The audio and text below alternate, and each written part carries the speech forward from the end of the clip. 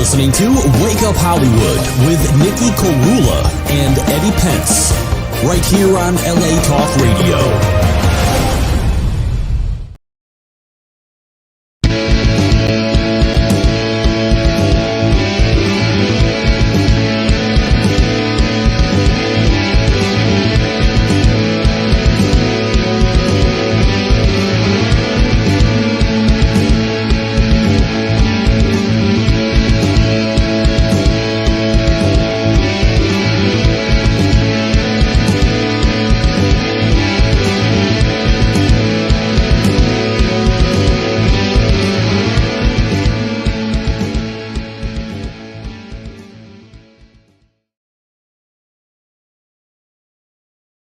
Wake Up Hollywood, this is your host of the most, Nikki Korula. We're going to jump right into this interview. We have a very good friend of mine for decades, very talented singer-songwriter, very talented dude, multi-instrumentalist, and a great cat, Mr. John Gus. How are you, John? I'm doing great, Nikki, man. Thanks for having me on, man.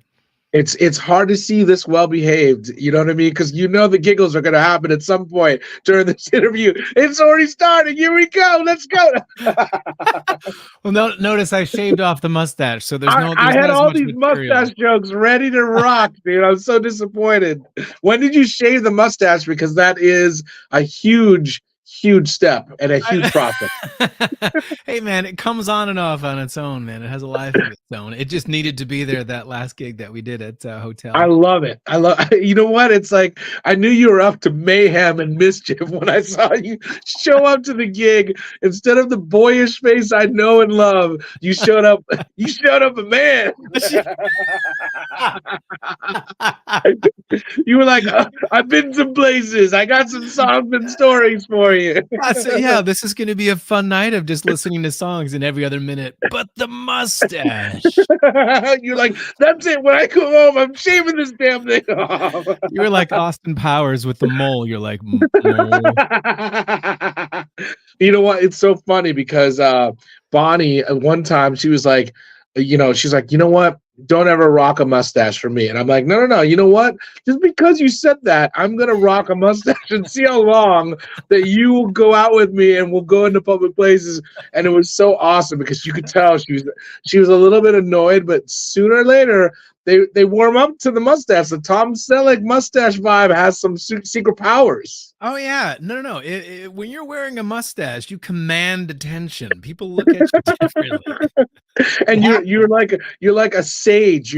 Just people are like, he must know something I don't. He must know every speakeasy in LA. You know what I mean? That man is wearing a mustache. He knows something I need to know. Something different, something magical, some mystical magic powers.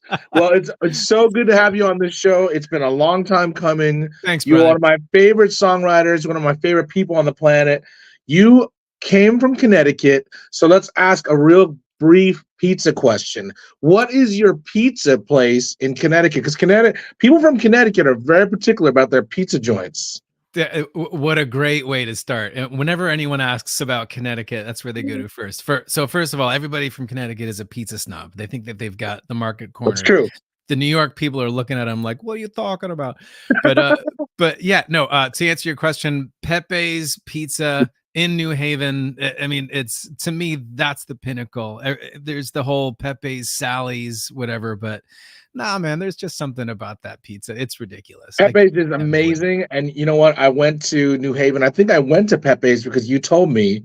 And it was one of the best pizzas I've had. I ordered a red sauce and a white sauce. And I was like, there ain't no other place. So like whenever people talk about pizza places from Connecticut, that's my number one. I'm like, yo, Pepe's? And they're like, Pepe's, yes. So Sally's, I haven't even heard of this place, but I can't believe she can contend with Pepe's. It's just, I don't think it's possible. It's like McDonald's and Burger King, they're both vying for the same amazing market, but okay, bad example, but still, you know what I'm talking about.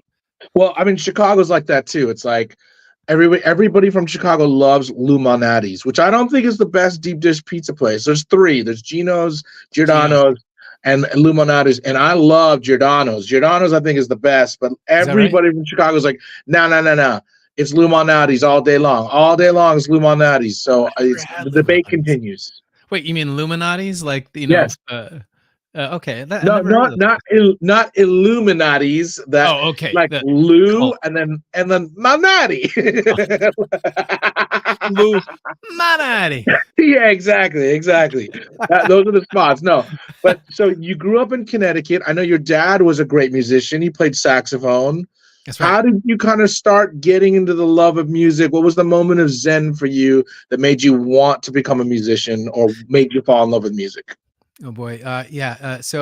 He was in a cover band in Connecticut when I was growing up. He played saxophone and he sang lead and backups and everything. And it just sounded fun, but then Yeah. I remember he had his band rehearse at our house, which didn't happen all the time. And man, there was just all of this gear, black cases coming in, the PA, the drums, everything's kind of smelled like old cologne. That's awesome. And then I remember being upstairs, and for whatever reason, my mom was like, "Be quiet, they're having band practice." And then the whole house was like, just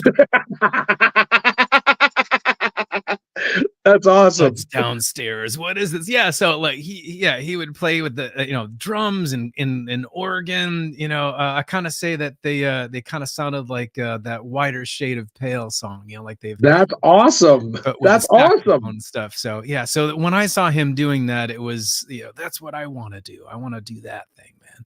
Well, and it's Um, also like, how cool is it to see your dad playing yeah. music with like and acting probably like a teenager? Because I think musicians kind of turn into like little kids when we play music. That's what makes it so great. What a wonderful way of saying it. It's the Peter Pan principle of musicianship. Try to say that 5 times fast. Um,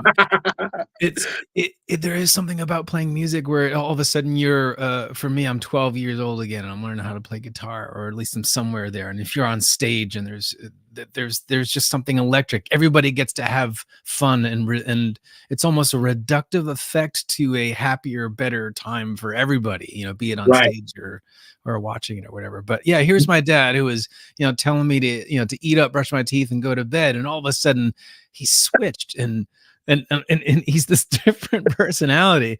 And even, and my dad's been gone about 10 years, but those are some of my favorite memories of him. Is That's watching awesome. him play. And then when I started to play and playing music at the same time together, there aren't a lot of opportunities to be like at the same level as your dad, so to say. But here he was allowing me to do so. And here we were communicating on a whole different level. And then my brother playing drums, forget about it. The three of us would enter into this world where we were all kids together, like you said. That's awesome. And you know what? I wanted to ask you too, like, did you ever start with saxophone or did you just gravitate originally to guitar just because it was so different? Yeah, man. Let's go back to 12-year-old little Johnny in Shelton, Wait, Connecticut. so mustache or no mustache? Believe it or not, no mustache. Okay. But there was a glimmer, like that little chocolate milk A milk mustache. mustache. Especially after lunch. Yeah, so this is when all of the hair bands were coming out, and oh my god, so I saw these older kids in their leather jackets and their long hair, and it's like, what's going on over there? And then you started to listen to that hard rock sound coming out of the East Coast. And this is So like who were the people that you were like, oh my god, was it like Bon Jovi? Was it like, like I love all the hair bands. This is why I ask. Dude, but I think it was Bon Jovi, "Living on a Prayer." That initial synth intro where all of a sudden it's like magic's about to happen, and then with Richie Sambora with the mouth effect, though. Yeah, that's "Living on a Prayer." Yeah, whoa, Yep. And I think that the video, MTV was king, and the video came on and it was black and white. And again, these guys looked like superhuman beings. I think John Bon Jovi was flying through the air in that video. So it was the visual, it was the sound, it was all this stuff just bombarding me, and it's just like, I need to be part of this. And I think Richie Sambora was playing Strat guitars back then. All loaded up, with the stars on the neck and everything. Hell yeah. And I think it was I had been playing organ, organ since I was 10. I tried that out, and playing Fur Elise and stuff just didn't hit. Yeah, right, There right. weren't bangers for the organ back then, so And then what did you have? You probably had like a church organ. That's what everybody had. They had like an old. They didn't have a Hammond with a Leslie. They had like a church organ. You're thinking that and I'm sure somebody was like, "It's the same." Usually the moms are like, "It's the same as a Hammond. Just get the church organ, then we'll have some hymns, being sung in the living room."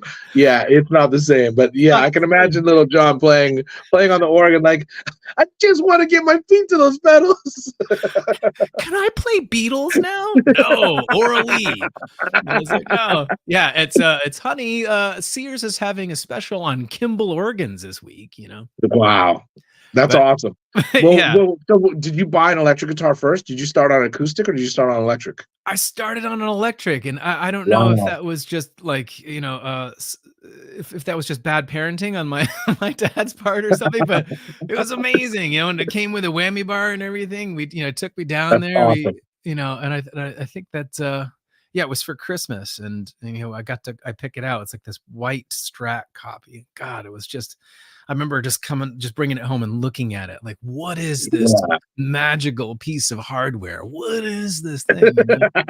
And and I think the whammy bar, I called it the party lever at that point. Like knocks it out of tune. Who cares? It's rock and And you roll. probably did you have like a little PV amp or something, like a little like practice amp where you're just like, I'm gonna turn this up to 12. And it's like it won't sound as good up there, but it'll still sound like you're rocking, but I'm sure you had a blast with that. You were 12 years old when you picked up guitar, is that right? 12 years old, yeah. Wow. And right in the middle of that whole 80s scene, and guitar was king back then. So and do you remember like the songs you started gravitating towards? Was it all like hair band stuff, or did you kind of start going into Beatles, like you said? Did you kind of venture into classic rock, Jimi Hendrix, any of that stuff? Yeah, the first song that I learned on Christmas Day, my dad was he pulled out "House of the Rising Sun" Wow. from the Animals. I have that right? Yeah, I think so. Yeah, and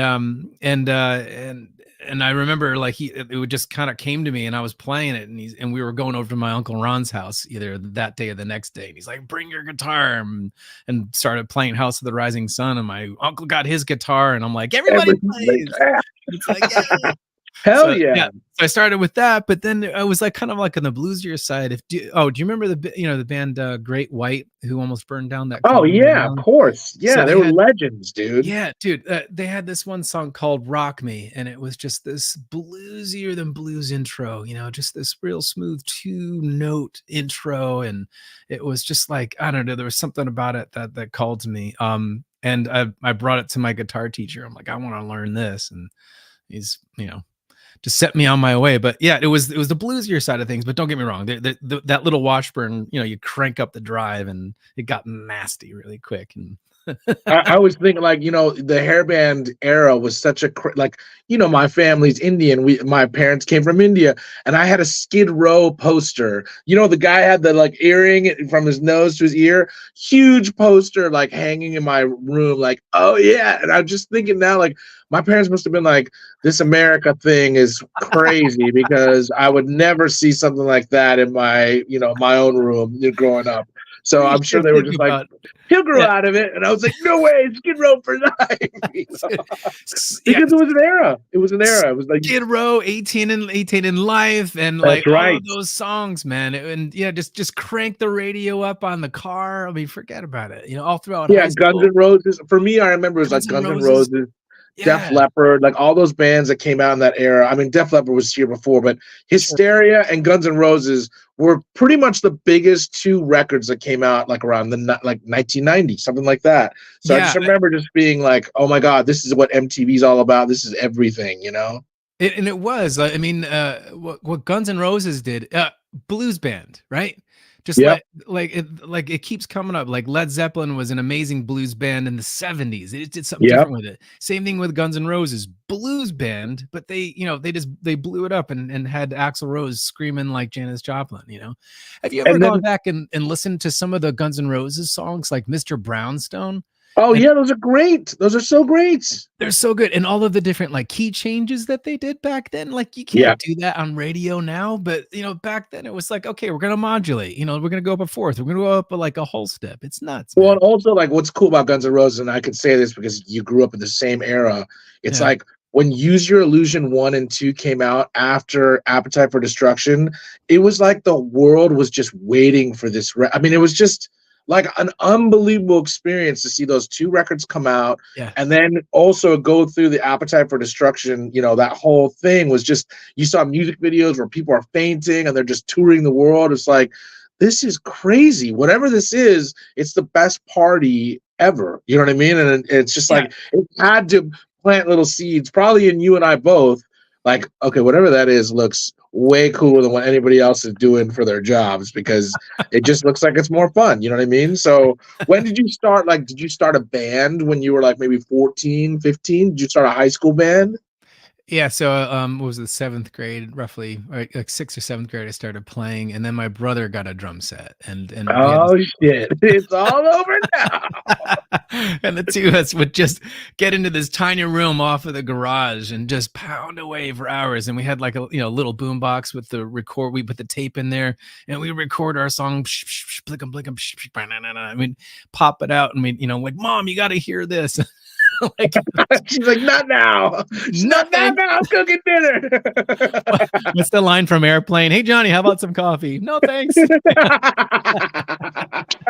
was my mom, and we'd be like, okay, we're going to go back and try to play some more and, come up with a new song, even better than the first one. But yeah, that was like around 13 or 14. And then we had our first big show at the end of 8th grade, which is how old my oldest kid is right now, which is crazy. Wow. To think that like he's the same age as I was back then. But yeah, we played we put together this montage of like Guns N' Roses, Bullet Boys, I think like an Ozzy Osbourne song, and we played at the talent show at the end of 8th grade. That's awesome. Yeah, and kids were like screaming and standing in their seats and stuff, and I'm just like, oh yeah, this is the life for me.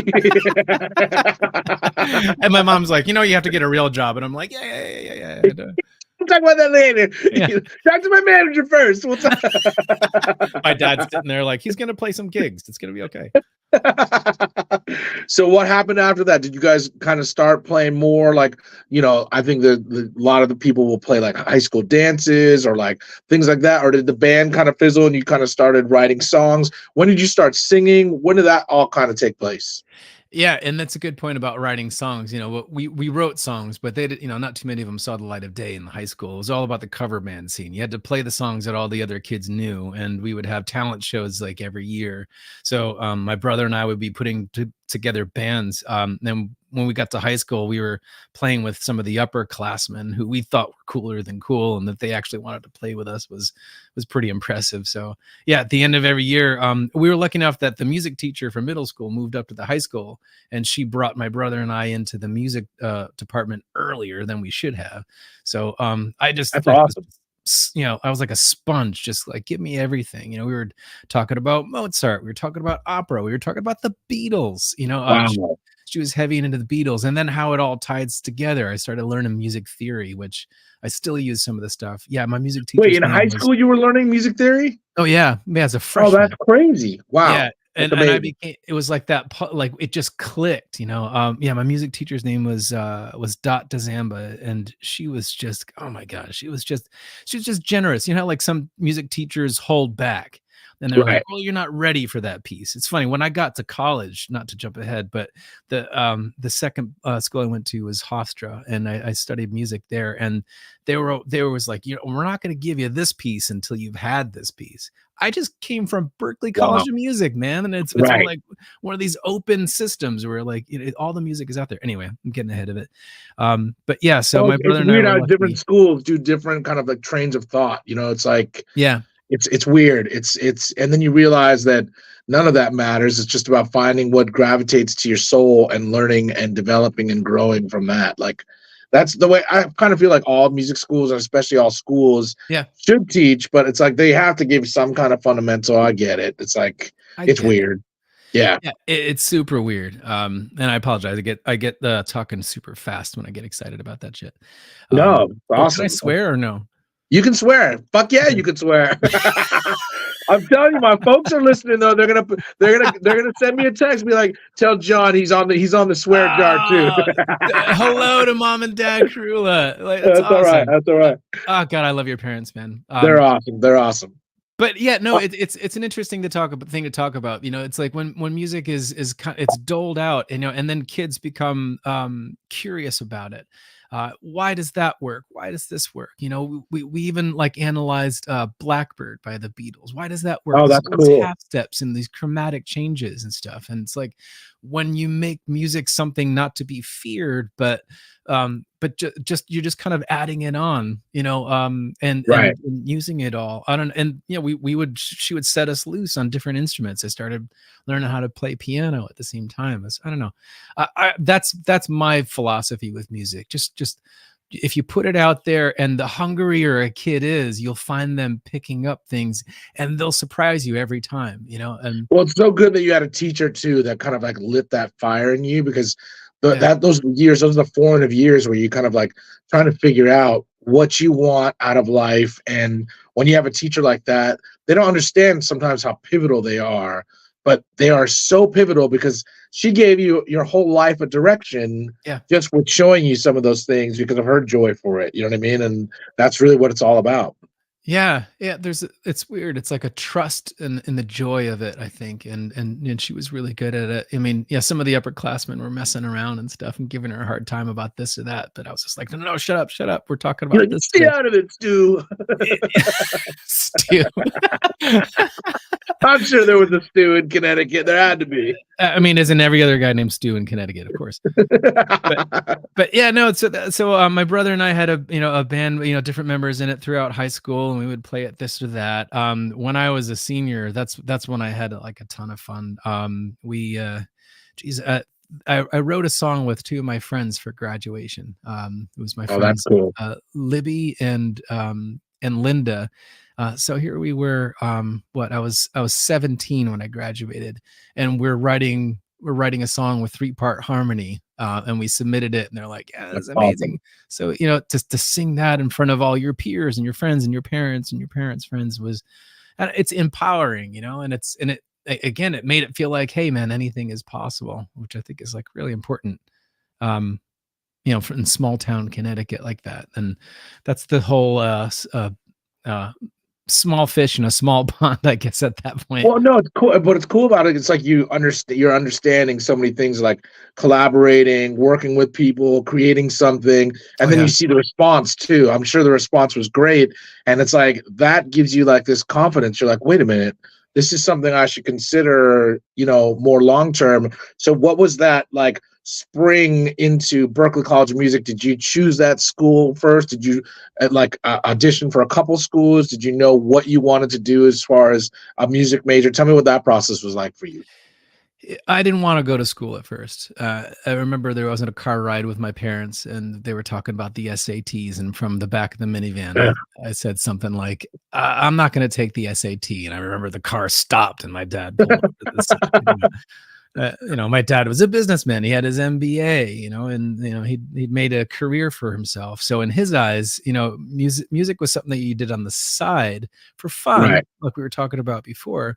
But you also have to have a day job because, not everybody makes a living in music. And he's not wrong, but I think he was using his own fears and realities to kind of shape mine, which is both good because he was doing what he felt was right for me, but also somewhat constrictive. So I think that the argument, I ended up losing it, of course, and taking the SATs. And my parents were like, "What a brutal test!" And I'm sure you know this. Like now, they're like, "Yeah, maybe we should get rid of this SAT test." And I'm like, "Are you kidding me? Are you kidding me?" I grew up in an Indian household. My dad was like, "Yo, you're spending an entire summer learning vocabulary," and like I had cue cards, the whole bit. I'm like, and now these kids are not going to have to do an SAT test. Are you kidding me? I think you should do it regardless. Just make them go through that because it's important. important, you know? Yeah, it's the gauntlet in life. You know, if you can get through SATs, you're gonna be okay. If you don't, then let's just give you some crayons. You're gonna be fine. Amen. Amen. So you took the SAT, and then how did you figure out, you know what, I'm going to try and audition for a music school? And you chose one of the best music schools. How did that come about? Yeah, I think that's what it was. It was like you're gonna go to school no matter what, and then I realized, hey, hold on a minute, I could go to a music school. So then we're both winning in a sense, you know. They had some English and others, general studies stuff at Berkeley, but it felt like that was my out, like, and thus became a long life of diplomacy with me and my parents, and eventually my spouse. but but yeah, it's I they had this thing called oh boy, now I forgot the name of it. It was something like it was either the Road Tour or the Road Scholarship, but it was ROAD for Berkeley, where they were going city to city. And I think they were out in LA or whatever, and you can audition in person for the professors there to try to get a scholarship. And I was only about 3 hours away from Boston in Connecticut, so I applied, and they accepted the tape that I had submitted, and they're like, yeah, come on up. And I played what I had given them on the tape, and it was I mean, I look back on it, and I wouldn't have been able to do it again if it wasn't for that music class where I was play learning. Every rose has a thorn. No, it's Patience by Guns N' Roses. That's awesome. No, I'm kidding. Well, what did you play? You played an original song? So I composed a couple of pieces. The only two that I can remember, one was like a jazz piece where it was a lot of major sevens, minor sevens, but I was I had my understanding of jazz, and I didn't play by the rules, so I did different things and half steps. That's cool. That's super cool. I was also super into Nuno Betancourt and Extreme. Love him. And that he's still playing. He's still instructing generations. I just saw him for the first time. I saw him for the first time like 2 weeks ago. He was so good at the Bellwether. It's a new venue in downtown. Oh, I heard of that. Living Color opened for them, but I missed them because it just took me a little bit to get there. But Nuno was just insane. Nuno, I don't know if you know this. Nuno opened for NK Band as Population 1, and I didn't know it was Nuno Betancourt. And I just remember watching him sound check, and I'm like, he was like giving the sound guy so much grief. He's like, this monitor sounds like shit. He's like, you got to get this thing out of here. And I was like, man, this guy is really brutal. Like, but now I know, I'm like, oh, it's Nuno Betancourt. Like, of course, you have every right to say all those things because you're Nuno Betancourt. You are the current Eddie Van Halen that is alive and well. You know what I mean? He is the rightful heir of Eddie Van Halen, and the stuff that he does is even it's even his own thing. Like what he does with the funk and Rick Beato does an amazing piece on Nuno when he interviews him. If you can check that out, like it's. I'd love to check that out. Yeah, he really digs into him, and he's like, "What do you It's what he's taking from Eddie, and then what's totally Nuno's." But when I was a kid and Nuno was playing a lot of that funk stuff, like I had never really been exposed to that. So it was just nasty, and it had distortion on it, and it was just tight and everything, and the bass and the drums, and it drove me nuts. So so I composed a Nuno-esque funk piece to play That's for the awesome. Berkeley folks. So they gave me a scholarship. It was like a That's 2-year amazing scholarship when I was there, and so I was like yeah, let's go. And I showed up at 17, all rosy cheeked and ready to go. And I don't know. I think I was a little bit young to go to school. I think I started school. Well, did you like everybody's experience of that school? I mean, a lot of it's varied, but a lot of it's also the same. It's almost like it's super intense, and you kind of like, every musician, and I went through this too with music school. It's like you fall in love with music, you realize you can do this as a career, you apply to music school, and then music school tries to kill the love of music out of you, and you're like, what? Wait, what? I'm paying you to do what? It's like they take all the fun out of it, and it's just like, was that your experience at Berkeley? Because I've heard mixed stories about a lot of the same. So my first night there, my parents dropped me off with my steamer trunk. My teal bed sheets, which were cool at the time, I'm sure. Nice. And that first night, I was in the Commonwealth dorm, which is really nice. Just this old, brownstone building in Boston. And here we were on the 6th floor. I didn't know anybody except for my slightly off roommate. Most people at Berkeley are slightly off, but in a good way. Yes, I can tell. I can tell. I'm sure, but I'm sure they're like musically like genius too. Yeah, I mean, most people were, like there is some cats there. A couple of my friends, one ended up, his name is Brad Mason, playing with John Mayer. He plays trumpet. His brother Elliot Mason plays with Wynton Marsalis in the Wow. Lincoln Center. So there is some serious, like serious cats that blew through there, and I come there and I'm like, lit up on, all my East Coast feed of music and everything. And that first night, everybody was hanging out. I had my guitar in the common area and I started playing Peter Gabriel songs. Nice. And just super into Peter Gabriel. And I think maybe it was In Your Eyes. And what was cool is that everybody kind of came out. And it was almost like a scene from a John Hughes movie, and the singer started singing harmonies, and Wow. and like somebody came out with like a tin, and they're playing drums, and it's like Manu Katché, Wow. and it was just like, oh my God, Berkeley's gonna be great. That was the one time that happened. You're like, that's orientation week 1. Now we go to class. Everybody went back to the room and was like, what was with that kid and his guitar? It was weird. No, I'm kidding. But after that, yeah, everybody, it's just like what you said. It was like everybody kind of got real steeped in their studies and their homeworks and their ear trainings, which is invaluable, their arrangements, which is great, a little bit of counterpoint theory. And I don't know, as a music school, Berkeley does do it very well, but its lack of how do I put this? Of like a student body function. When I was there, this is like the mid 90s. It was just like you go to class and then we'll see you at class. Right.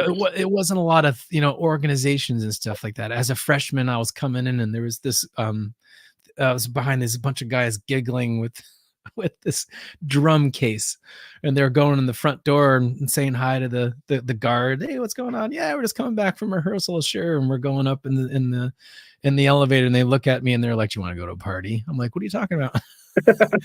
And they open up the drum case and there's a keg in there. I'm like, yeah, I like beer, so Hell yeah. So it was like these older kids who had gone to a university and then went to Berkeley, and here I was as like a fresh 17-year-old kid. So like there was like like they had a stripper in the dorm. I don't know if they got her in there in the case or whatever.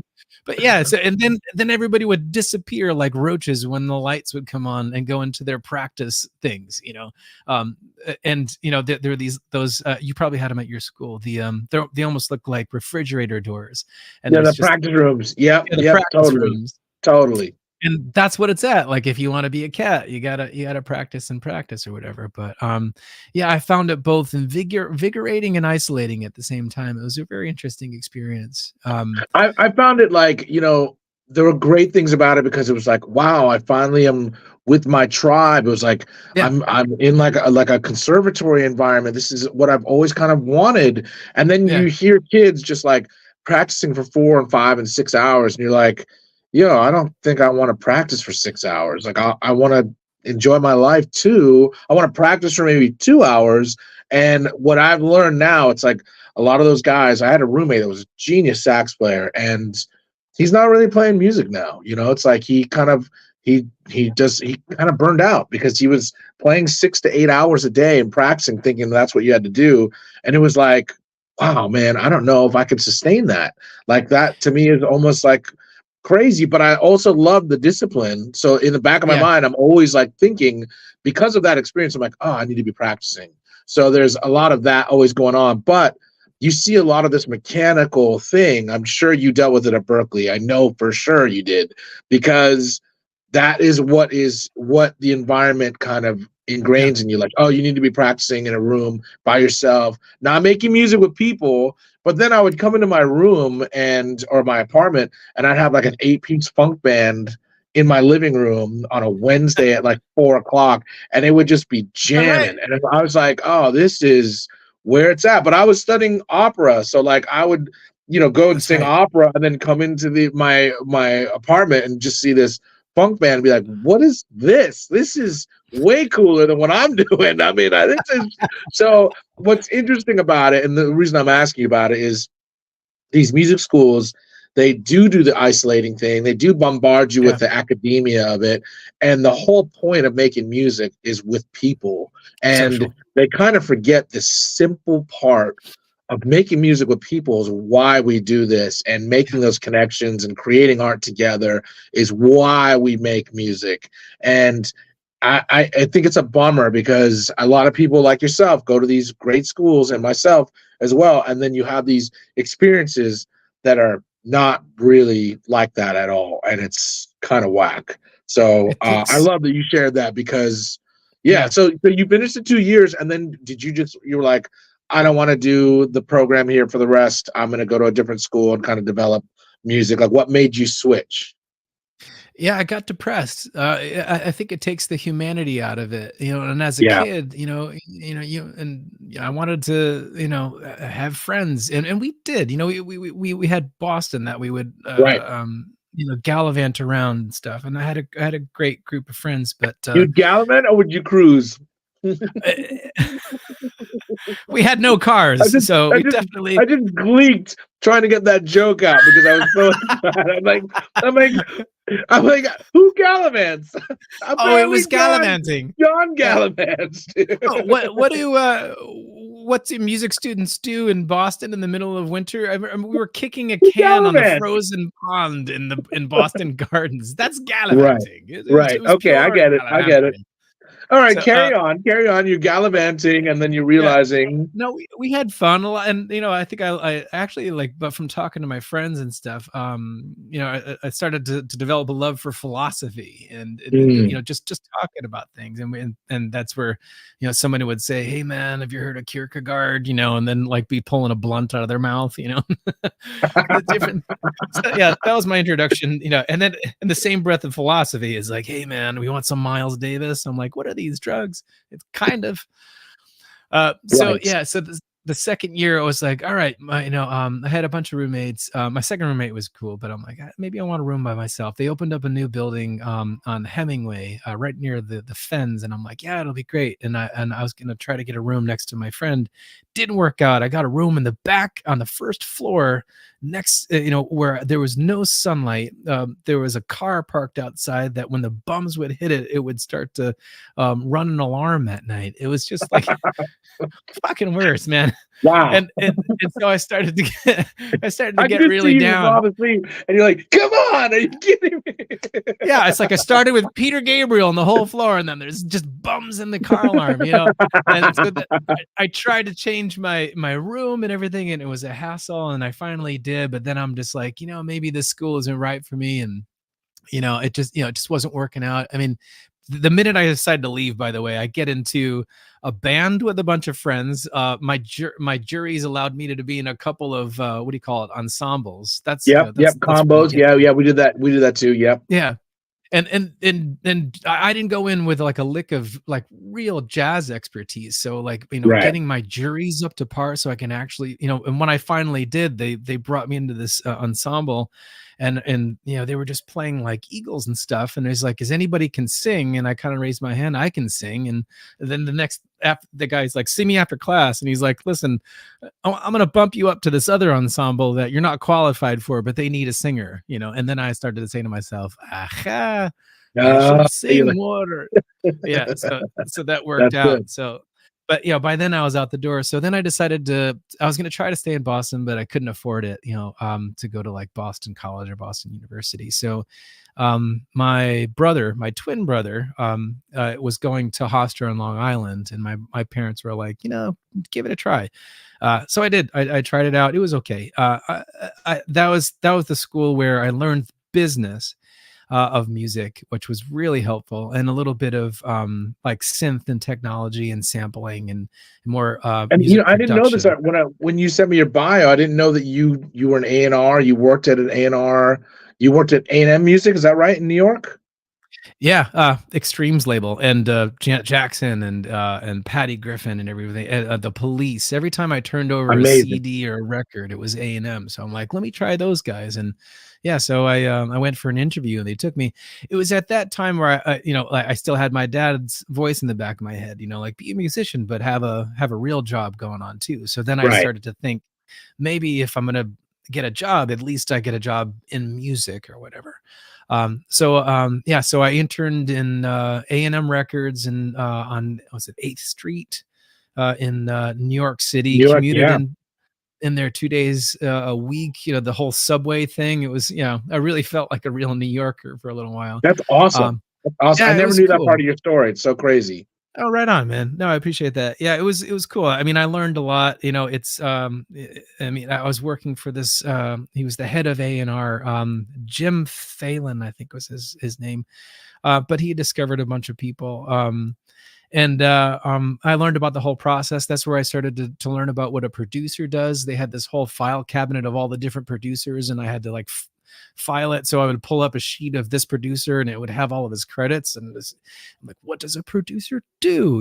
Right. Why Right. are they needed? And why does this all these artists? So that was a separate kind of education that was really important there. But yeah, I ended up graduating and then I just said, okay, I'm going to get a job at an A&R, and while I'm trying to make it work from Connecticut. It's about an hour and a half train ride from where I was in Wow. Connecticut. And so and getting an apartment in New York City was cost prohibitive even at the time. I can't imagine what it's like now. But yeah, I went in for interview after interview, and then it started to come up short. Oh, we don't have any positions, not even on entry level, and it was getting harder and harder to come in. I remember one guy said, go work at like Coca-Cola for a year and then reapply, and then you'll look better. And I'm like, I don't want to go work at fucking Coca-Cola. That's why I'm So interviewing with you whack. guys. That is the music industry right there. It's like, hey, you want to work in music? Yeah, it's all busy over here. Go across the street. And it's like, and you're like looking at the guy telling you that, and you're like, well, what did you do? You seem like you don't fit here, but yet you have a gig here. Like, what is up with that? And that's the music industry. There's so much of that. Yeah. It's crazy. And it's just like, it's because it was just most of the guys that worked there or girls were a producer, or they had worked with an artist, and then that's how they got signed and brought into the or not signed or whatever you call it, hired by the record company, or they got a job before Napster hit, and that's what I was dealing with, is what I found out. It's like I don't know who said it, if it was Dave Grohl or somebody, where he's like whole floors of record companies were turning out their lights, and here I was like, hey, any openings or anything? No. Yeah, right. The And you know whole what? record What I industry went on love the though is street. that it still didn't deter you from playing in a cover band and Yeah. playing music live and playing to rooms of 500. And you're like, you know what? Who cares? Like, that's the love of music. That's what I love about you too. That's why we're Thanks, man. friends. Like, you went through all of that and you were still like, you went through the kind of shitty music school experience. You went through the shitty kind of internship like that you had to do, and yet you're still like, yo, this is what I still want to do. I want to play music. So you're playing at all these cool venues. You're playing for 500 plus people, Yeah. and then you decide to come out west.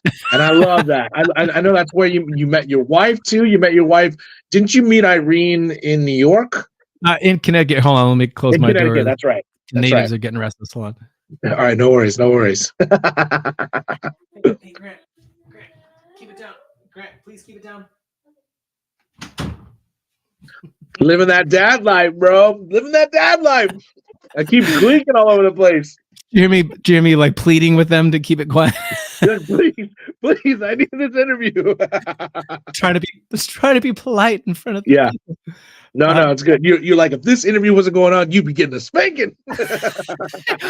Daddy's going to be off pretty soon. Yeah, that's a different character. That character will come out later. I told you to be quiet.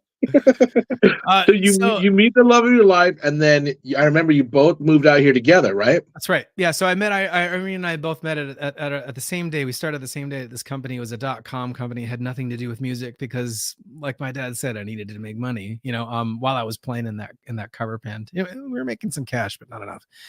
So I met her, and she's from California, and she spent one winter in Connecticut, and she's like, no thanks.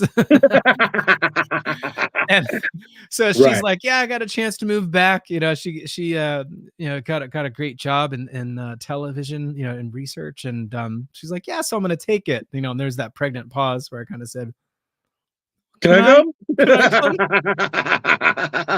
Right. It was very romantic, I think. Maybe. I don't know. It was a whirlwind romance No, until but you know what's cool about it is like she's from here, yeah. and that LA is one of the cities. Like you just know it's one of the music cities. It's New So York or it's LA, until yep. Nashville, and now Nashville's more of a town. And you came out here when we actually met at Guitar Center when I think you were buying a guitar, you were looking for a guitar. Yep. You just maybe just came and then just were looking at the guitars, and we became good buds from that moment on. And I remember we started playing shows together. We started playing acoustic sets. You started building a band with Anthony Tadeo with T. Yep. And then you started Gus Company. We played shows together at House of Blues. We did all this stuff. And you were just in this place of like writing, recording.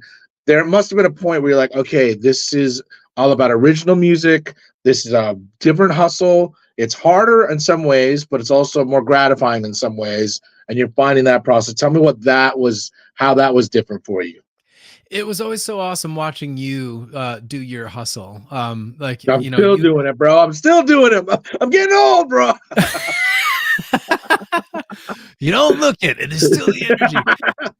I think that I had a good knack of putting together good teams of people. Like when I was in Connecticut and we were playing those 500 plus rooms, and I don't know if we were selling out, but we were doing really good.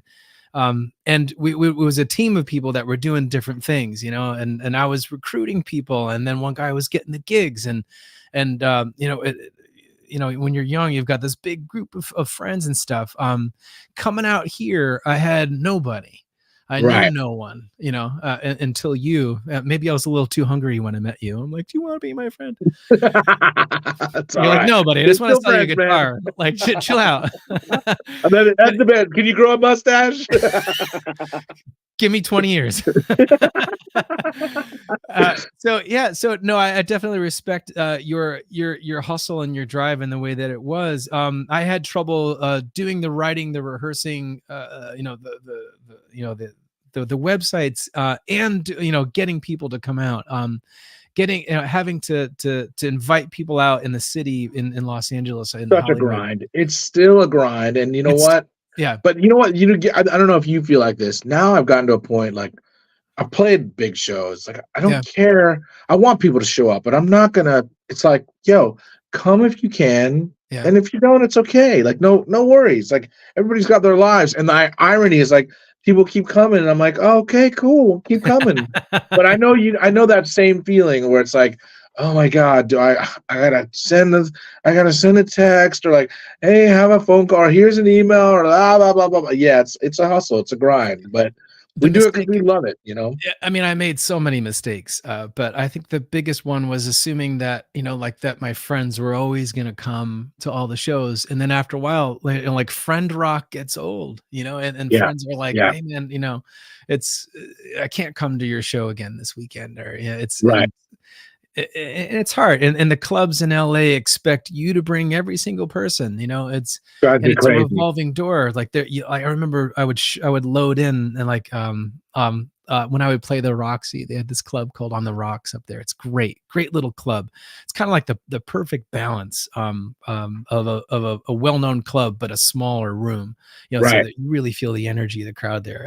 We had some great shows there, but man, we would show up, and it would be so packed as you would be loading in your stuff in the back room to play that you'd think, oh my God, where are my people going to go?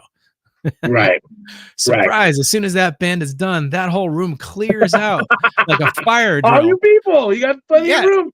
And okay, I guess you have plenty of room, so it's that also makes it hard to get new fans from other bands, and maybe a lot of those are friend rock. So yeah, and I think that the scene's constantly evolving, especially in Hollywood, but the best clubs, to your earlier points, are the more, in my opinion, intimate ones like Hotel Cafe. Well, you are a monster musician, great guitar player, great singer, great writer. Thank you, I bud. don't want to run out of time, so let's play something and showcase that, and then we'll talk about it. What do you want to play first? Let's play Too Close to You. All right, and what's the name of the band again? Dear Emmy? Yeah, so this is Dear Emmy. This is the Americana project that I started with my longtime writer partner, Sarah Cardenas. Here's Dear Emmy with Too Close for You.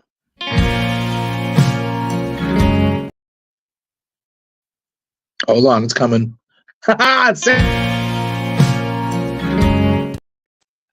What happened? This time. It's coming.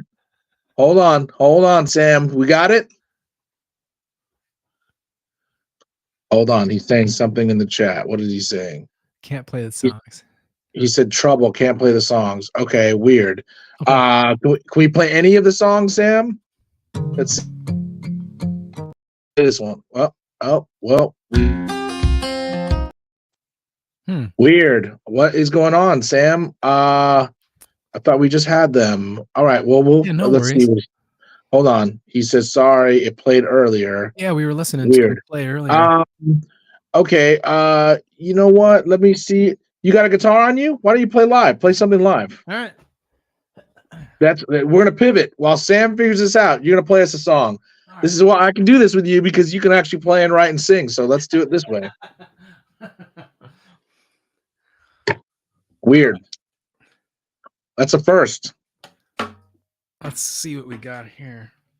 Here, just give me a second. I'm going to tilt the mic a little bit towards the guitar. You let me know if you can hear it. No problem. All right. Can you guys hear that? Yep. That sounds good. What are you going to play us? I'll play the song Said and Done from Dear Emmy. Okay, cool.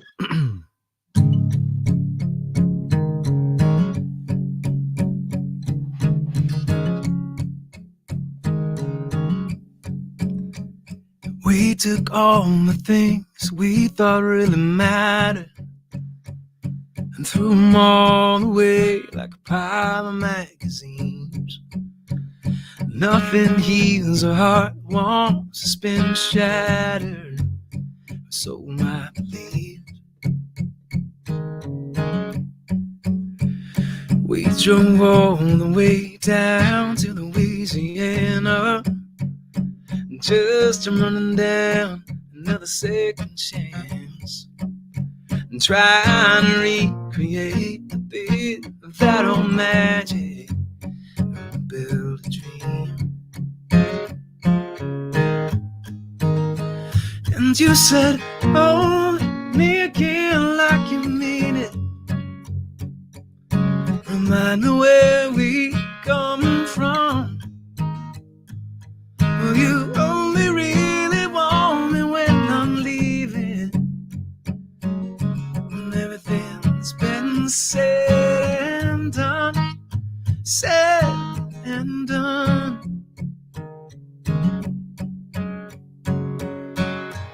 Here's a nice piece for you.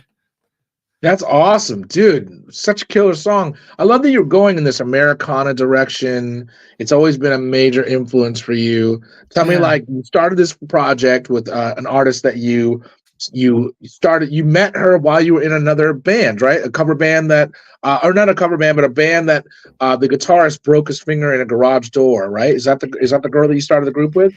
Yeah, my really good friend Sarah, she was she did the Nashville round when she was coming up, and I think the group's name was Sister South, and she had her partner, and they were doing their thing.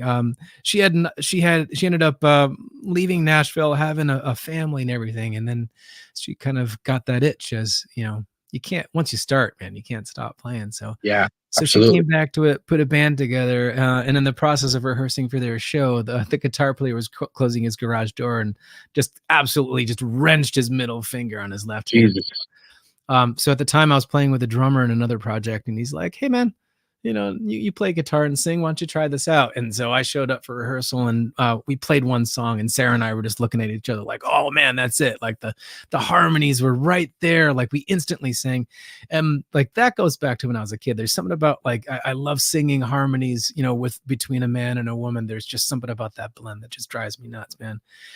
So we became fast friends. That band did a lot of cool stuff. We opened up for some national acts and stuff like Dina Carter and Christian Bush, and awesome.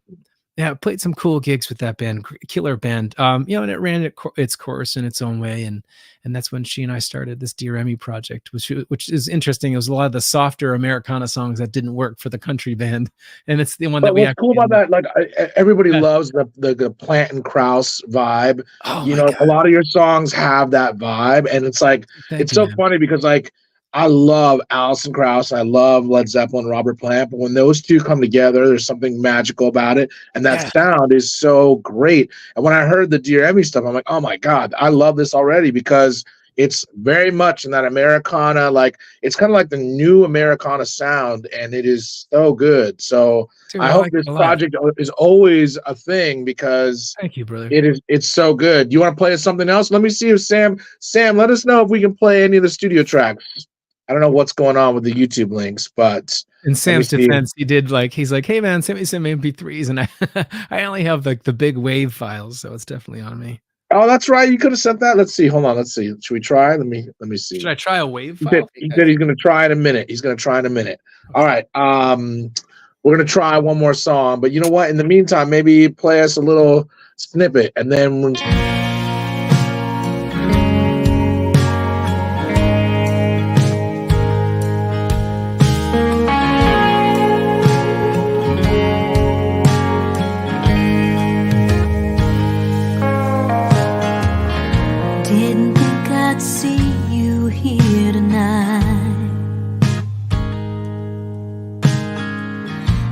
you in the corner of my eye.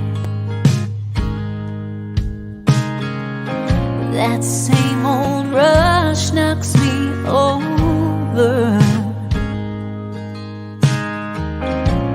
A single touch sets me on fire. On fire. If I get too close to you, say the things you want me to, breathe you in like a cigarette that won't let me catch my breath.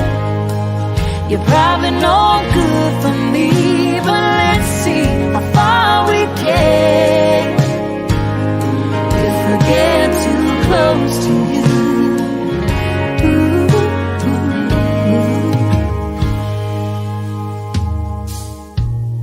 Double shot of something strong.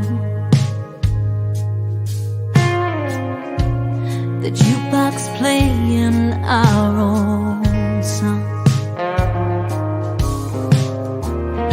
You pull me in and it's over.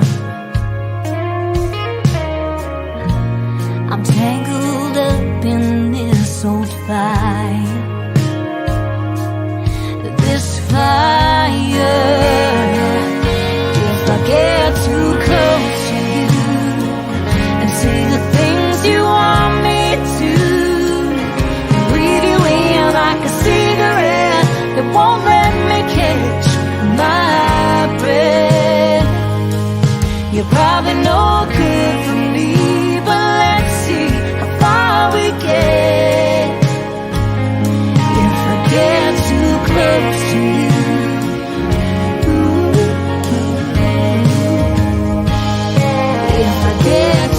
Close to you.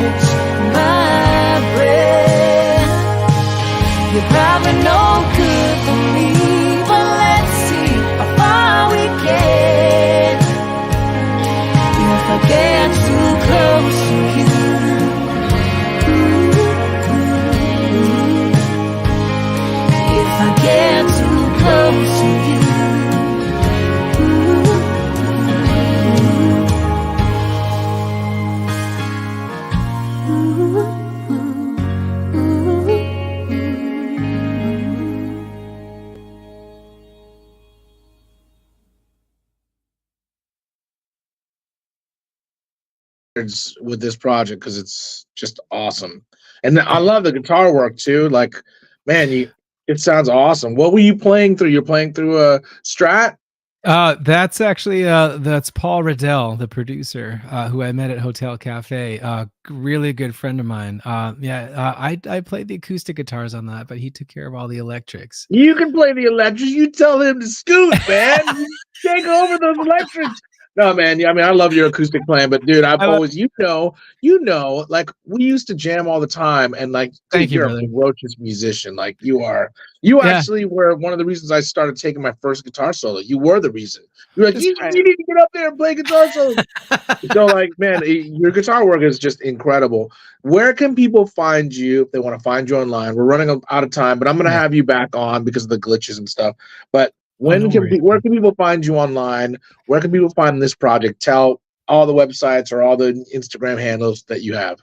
Yeah, so I'm on Instagram at the Johnny Gus, as in the THE Johnny Gus. And that band is Dear Emmy, DEAR, and then space MEEMMY. We are everywhere, so that's on Spotify, Apple Music, YouTube, everywhere that you get your music there. And interestingly, that song is going to be featured as a jazz version in a new movie that's coming out. Awesome. Yeah, talk about that. Later this year, a movie called LA Grit. Sarah and I, along with my good friend Nick Gomez, who's an LA, he's a jazz saxophone player in his own killer band in LA. Very cool. The three of us got together and wrote 12 plus jazz standard songs, which takes me back in 3 weeks, man. Wow. And then had to demo them, and we were recording the actors, all female singers, all women singers singing these just amazing songs, these amazing voices. So Too Close to You, Sarah and I converted to a jazz standard song from that Americana thing. It's cool. So check it out. All those jazz chops at Berkeley helped out, man. It helped. All my complaining, yeah, they actually did me justice and got me this gig. So the movie's LA Grit. And LA Grit. It should come out later this year, 2024. And you're in the movie as one of the band members, right? Yeah, my good friend, the director and writer Ryan Curtis, was like, "Hey man, we're gonna need some band members in back of the Starlets as they're singing in this club." So I'm like, could I please? Wait, was this on, or was it? Sadly not. Oh God! Yeah, but that's criminal, bro. That's criminal. Believe it or not, I play. I fake playing trumpet in the background. That's the Hollywood secret. That's awesome. Well, that's awesome. That makes sense. It's Hollywood. You're a multi-instrumentalist. You play banjo, mandolin. Just add trumpet now, because now people will see some footage. I love you, man. I love you too, man. You got me, man. Hey, use it. Put it on there. Dude, we are long overdue for a jam. We're going to have to hang. We're going to have to write some music too. But I'm going to have you back on the show because of the technical glitches. But thank you, brother. Thank you again for being a guest on Wake Up Hollywood. You're a terrific musician, terrific songwriter, terrific singer, terrific person. And yeah, man, we definitely have to hang and jam soon and just make more music, because you're all giggles and music and jazz trumpet playing. So that's what I want to make sure we keep it up. But thank you for being a guest on Wake Up Hollywood. On behalf of Sam, myself, and John, check out Dear Emmy and all of John's music whenever you can find it on all social platforms, and check out the new movie LA Grit. We'll see you guys next week. Peace, love, and take care.